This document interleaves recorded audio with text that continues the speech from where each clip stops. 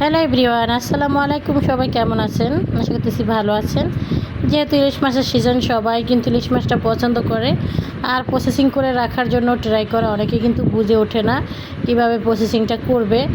অনেকে কিন্তু পলি ভরে রেখে দেয়, তারপর একটু অনেক দিন হয়ে গেলে কিন্তু এটা শুটকির একটা গন্ধ আসে। এই তো আমি প্রসেসিংটা করতেছি, এটা দেখে কিন্তু তোমরা প্রসেসিং করতে পারো। আমি কিন্তু আপুদের ভিডিও দেখে দেখে শিখি।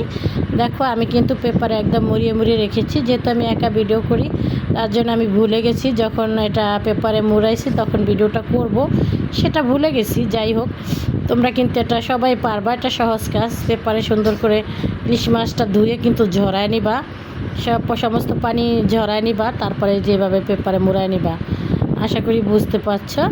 আর কে কোথা থেকে ভিডিওটা দেখছো সেটাও জানাবা।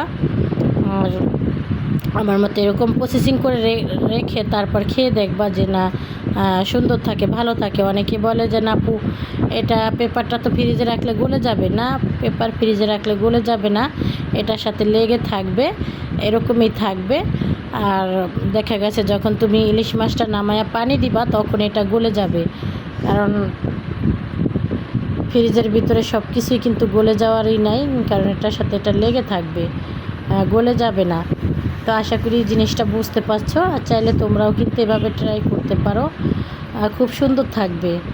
তো ভিডিওটি কেমন লাগলো অবশ্যই জানাবা। সবাই ভালো থাকবে। আল্লাহ হাফেজ।